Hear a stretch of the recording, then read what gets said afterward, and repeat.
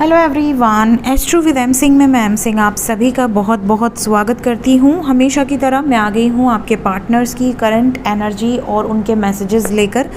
देखते हैं collective level पे आपके पर्सन की करंट एनर्जी क्या है, किस एनर्जी में है इस वक्त और आप तक क्या मैसेजेस पहुँचाना चाहते हैं इस रीडिंग के माध्यम से। तो शुरू करते हैं गाइज, लेके प्रभु का नाम। हर हर महादेव, जय हो शिव शक्ति, जय हो राधे कृष्णा, जय हो मेरे भाई। अपने पर्सन को इमेजिन कीजिए ताकि ज़्यादा से ज़्यादा मैसेजेस आप तक पहुंच सकें। शुरू करते हैं।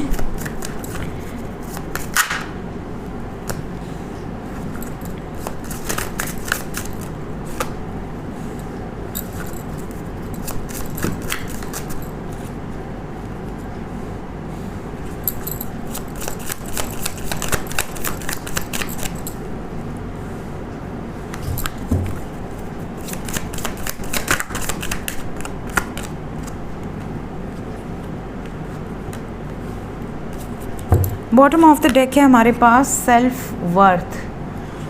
तो यहाँ पर जो एनर्जी आई है मैं एक एक करके आपको बता देती हूँ। सबसे पहले तो यहाँ पर ऐसा लग रहा है जैसे आपके पर्सन की एनर्जी में बहुत ज़्यादा इनसिक्योरिटी है।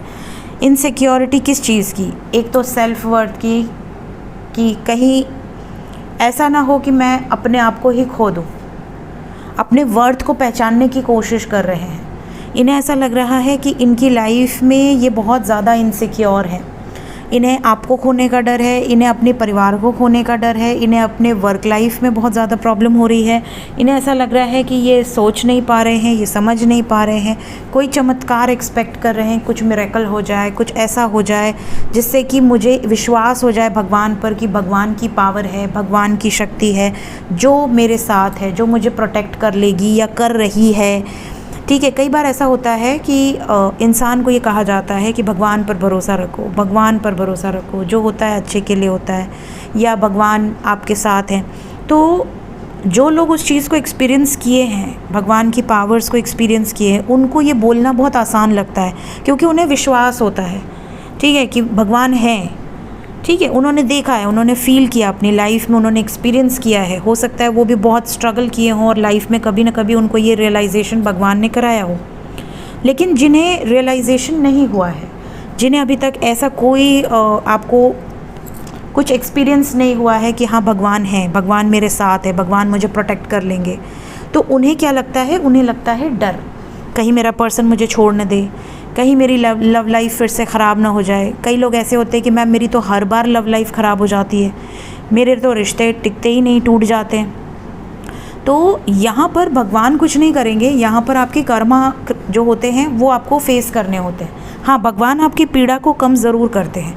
भगवान ये नहीं कहते कि चलो तुम इतने लोगों का नुकसान पहुँचा दो और तुम मेरा नाम ले लो, मैं तुम्हें सारे कष्ट दूर कर दूँगी या कर दूँगा। गंगा नहा लो, सारे पाप धुल जाएंगे। मतलब 100 लोगों को परेशान करो, उनका लूटो खसोटो, पैसा ले लो, चोरी कर लो, मारपीट कर लो और उनके परिवार को कष्ट दे दो और उसके बाद गंगा नहा लो या राम राम भज लो। ऐसे नहीं होता है। आप जो भी करते हैं, आप इस लाइफ में जो कर रहे हैं, आपने पिछले लाइफ में जो किया, उसके पहले के कुछ पेंडिंग कर्मा है, उसके पहले के कुछ पेंडिंग कर्मा, तो आपके जो भी कर्मा हैं वो एक्यूमुलेट होते हैं। एक्यूमुलेट होने के बाद वो आपको, भगवान भी इतने वो नहीं हैं निर्दयी कि वो आपको इकट्ठे सारे कर्मा दे दें कि एक के बाद एक आदमी को हार्ट अटैक ही आ जाए। वो एक्यूमुलेटेड रहते हैं और वो थोड़ा थोड़ा करके देते हैं कि हाँ चलो ये मेरा भक्त है, ठीक है, ये मेरा भक्त है और ये हमारे बारे में सोचता है, भगवान को जपता है, इस जन्म में ये अच्छे कार्य कर रहा है, तो इसे थोड़ा सा पॉजिटिव दे दो, थोड़ा सा नेगेटिव भी दे दो। ठीक है, नेगेटिव इसलिए दो कि भैया इनका एक्यूमुलेटेड जो ये फिक्स डिपॉजिट करा हुआ है पहले के ज़माने का, वो कहाँ खर्च होगा, वो भी तो है, कभी ना कभी तो वो भी निपटाना है। और इस जन्म में अगर आपने बर्थ लिया तो आप चाहते हैं कि हमें मुक्ति मिल जाए, हमें मोक्ष मिल जाए, मोक्ष की प्राप्ति हो जाए। अरे तो इतना जो गट्ठर बना कर रखा है वो कहाँ जाएगा, वो कौन भोगेगा?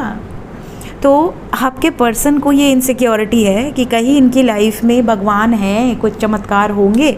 तो भगवान क्या कह रहे हैं कि हाँ बेटा, तूने जो भी कार्य किए हैं उसका थोड़ा सा नेगेटिव, थोड़ा सा पॉजिटिव, ताकि तू जीता रहे और तुझे लाइफ में मेरा सपोर्ट पूरा है। लेकिन तुझे ये जो तेरे गट्ठर बना हुआ है उसको तो तुझे देना ही पड़ेगा। तो भगवान अपना कार्य अपने हिसाब से करते हैं। और ये जो गट्ठर वाली चीज़ें पूरे शनिदेव के कारक तत्वों में आती हैं, इसीलिए शनिदेव को क्रूर ग्रह कहा गया है, क्योंकि वो बिल्कुल भी दया नहीं करते। उनका ये भैया तूने ये बोझा जो यहाँ रखा हुआ है फिक्स डिपॉजिट, उसका भी इंटरेस्ट ले, और जो तूने अच्छे कर्म करे बीच बीच में वो तुझे संभालेंगे। तो इसी वजह से क्या होता है, कई बार लाइफ में प्रॉब्लम आती है और फिर धीरे धीरे डिज़ोल्व हो जाती है। वो प्रॉब्लम किसी न किसी अच्छे काम के थ्रू आपको कोई मदद मिल जाती है, किसी न किसी अच्छे काम के थ्रू आपको कोई गाइडेंस मिल जाता है, कोई ना कोई आपका बेड़ा पार कराने आ जाता है। ठीक है, तो ये जो सिचुएशन है ये भी भगवान ही करवाते हैं, लेकिन आपको वो चीज़ें रियलाइज़ नहीं होती। क्यों? क्योंकि आपको ये है कि मैंने एक इमेज बना रखी है, वो जब तक मुझे दर्शन नहीं दे देते तब तक मैं कैसे मानूं कि भगवान है। तो आपके पर्सन अपनी वर्थ को तो बचाने की कोशिश कर ही रहे हैं, इनसिक्योर भी हो रहे हैं। इन्हें ऐसा लग रहा है कि मैं कैसे मानूं कि मुझे सपोर्ट मिलेगा भगवान का, मैं कैसे मानूं कि मैं इस सिचुएशन में कैसे फेथ करूं कि मेरी लाइफ में मैं जो चाहता हूं, जो चमत्कार चाहता हूं या चाहती हूं वो होगा।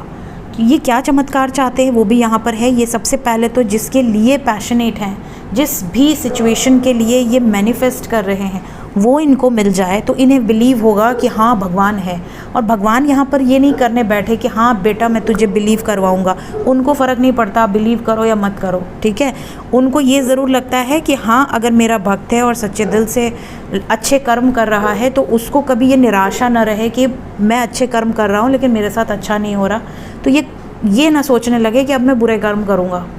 तो भगवान कहीं ना कहीं से उनको प्रोटेक्ट करते हैं, कहीं ना कहीं से उनको कोई ना कोई ऐसी एनर्जी सेंड करते हैं जिससे कि वो सही रास्ते पर आ जाए, ठीक है, गलत रास्ते पर न जाए। और इसीलिए यहाँ पर विजडम की एनर्जी है। देखिए ये कार्ड बहुत डीप है, ये कार्ड मैं बहुत रेयर यूज़ करती हूँ और ये कार्ड बहुत डीप है। एक ये और एक नास्ट्रादामस में बहुत कम यूज़ करती हूँ। आप अगर मेरे व्यूअर हैं तो आपको पता होगा, पिछले 3-4 सालों में आपने देखा होगा कि रेयरेस्ट में ये कार्ड्स यूज़ करती हूँ, क्योंकि ये कार्ड की मीनिंग सिर्फ ऐसी नहीं कि मैं आपको 1 सेकेंड में बता कर आगे बढ़ जाऊँ। ये कार्ड बहुत डीप होते हैं और इनकी मीनिंग भी बहुत डीप होती है। इसकी एनर्जी हवा में जो है उसको पिक करके आपको बतानी होती है। तो यहाँ पर जो एनर्जी है वो यही है कि आपके पर्सन मिरेकल एक्सपेक्ट कर रहे हैं। इनको ज्ञान भगवान दें, इनको ये विजडम दें कि ये समझ पाएँ इस सिचुएशन को कैसे हैंडल करना है, और इस सिचुएशन को ये रिसीव भी करें भगवान की गाइडेंस और अप्लाई भी करें, तभी जाकर ये नेगेटिविटीज़ से बाहर निकल पाएंगे। और आपके पर्सन की ये एनर्जी है, मतलब इस तरह की वाइब से आपके पर्सन गुज़र रहे हैं या गुज़र रही हैं। इनकी लाइफ में जो भी बवाल मचे हुए हैं, जो भी प्रॉब्लम्स चल रहे हैं, उसको आपके पार्टनर इस तरीके से रिजॉल्व करने की कोशिश कर रहे हैं। लेट्स चेक कि आपके लिए क्या मैसेज है अभी इस वक्त। सबसे पहला मैसेज तो ये है कि ये आपको बहुत रिस्पेक्ट करते हैं। इन्हें ऐसा लगता है कि आप बहुत रिस्पेक्ट के आप डिज़र्व करते हो। आप बहुत ज़्यादा, हो सकता है आपके माँ बाप ने, अगर आप फीमेल हो तो आपके माँ बाप ने आपको बहुत लाड प्यार से पाला है, आपको कभी दुख नहीं दिया, आपको कभी तकलीफ़ नहीं हुई है लाइफ में। तो इनको ऐसा लगता है कि मेरी वजह से इसके आँखों में आंसू ना आए। अगर आप मेल हो तो भी यहाँ पर ये नज़र आता है कि ये आपको बहुत रिस्पेक्ट करती हैं, बहुत ज़्यादा आपकी वैल्यू है इनकी लाइफ में। इनको ऐसा भी लगता है कि आप इनके लिए बहुत ज़्यादा लकी हो, बहुत ज़्यादा भाग्यशाली हो। आप जब से इनकी लाइफ में आए हो, इनकी लाइफ में कुछ ना कुछ अच्छा ही हुआ है। लेकिन ये जो भी अदर सिचुएशंस हैं, जो भी ब्लॉकेजेस हैं क्रिएट कर रहे हैं, जो भी आपके ख़िलाफ़ हैं, उनको ये समझाने में असमर्थ हैं। इनको ऐसा लगता है कि भगवान कोई मदद कर दे, कुछ ऐसा कर दे कि पेरेंट्स मान जाएं, कुछ ऐसा कर दे कि सिचुएशन हमारे फेवर में हो जाए। मैं कैसे समझाऊं कि ये मेरे लिए भाग्यशाली है, ये जब से मेरी लाइफ में आई है मैं खुश रहने लगी हूँ या खुश रहने लगा हूँ, मेरी हेल्थ अच्छी होने लगी है, मेरी वेल्थ अच्छी होने लगी है, मेरी लाइफ में स्टेबिलिटी आ गई है, मेरी लाइफ में ग्राउंडेड एनर्जी हो गई है। मैं पहले की तरह इधर उधर भागने वाला व्यक्ति नहीं रहा, अब मैं स्थिर हो गया हूँ, स्टेबल हो गया हूँ। तो ये जो भी सिचुएशन आपके आने के बाद हुई है, आपके पार्टनर इसका पूरा श्रेय आपको देते हैं। लेकिन ये भी नज़र आ रहा है कि ये भगवान से ये एक्सपेक्ट कर रहे हैं कि कुछ चमत्कार हो जाए जिससे कि चीज़ें ठीक हो जाए। कई लोगों के पर्सन का ये भी मैसेज है कि मे बी आप लोगों का कोई कोर्ट कचहरी का मैटर चल रहा हो, या तो आपकी फैमिली ने डिवोर्स नोटिस भेज दिया हो, या इनकी फैमिली ने डिवोर्स नोटिस भेज दिया हो, या डिवोर्स की बात चल रही हो, या फिर इनका किसी और के साथ कोई केस कचहरी में चल रहा हो। तो इससे रिलेटेड भी कुछ मैसेजेस हैं। मे बी आप का रिलेशनशिप स्टक है, बिकॉज़ ये फ्री नहीं है अभी। जब तक ये इस कोर्ट कचहरी के मैटर से रिलीज़ होंगे तभी आपकी तरफ आ सकते हैं। तो ये इससे रिलेटेड भी कोई मैसेज आपको देना चाह रहे हैं। इनका मैसेज बहुत क्लियर है कि अभी थोड़ा समय लग सकता है, पेशेंस रखो। ये भी नज़र आ रहा है कि आप में से काफ़ी लोगों के पर्सन आपको ये भी मैसेज देना चाहते हैं कि ये आपके लिए कोई गिफ्ट प्लान कर रहे हैं। हो सकता है सरप्राइज़ गिफ्ट हो सकता है ये पूछ कर भेजे कि तुम्हें क्या चाहिए। यहाँ पर आपकी लव लाइफ में फ़िलहाल एक बड़ा शिफ्ट, एक बड़ा चेंज भी एक्सपेक्टेड है। सडन वेल्थ की भी वाइब्स है। कुछ लोगों के पर्सन को सडनली कोई एंसेस्ट्रल प्रॉपर्टी मिल सकती है।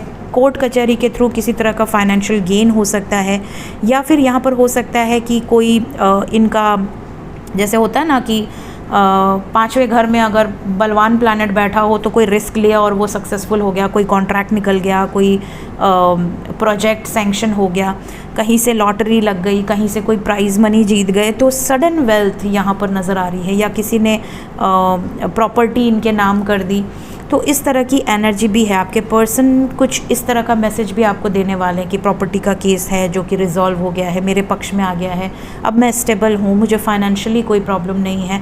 इस तरह के मैसेजेस भी कुछ लोगों के पर्सन के नज़र आ रहे हैं। सो ये थी गाइज आज की reading. Thank you so much. मिलते हैं नेक्स्ट रीडिंग में। सैटर्न इन 12th हाउस रह गया है। सैटर्न इन 12th हाउस आज लोड होगा, क्योंकि बीच में 2 दिन बहुत ज़्यादा बिजी थी मैं, लेकिन मैंने रीडिंग लेट डाली, बट डालने की पूरी कोशिश की। लेकिन अब मैं कोशिश करूँगी कि आपके लिए आज ही Saturn in 12th house load कर दूँ। सो मिलते हैं। Till then take care guys, bye bye.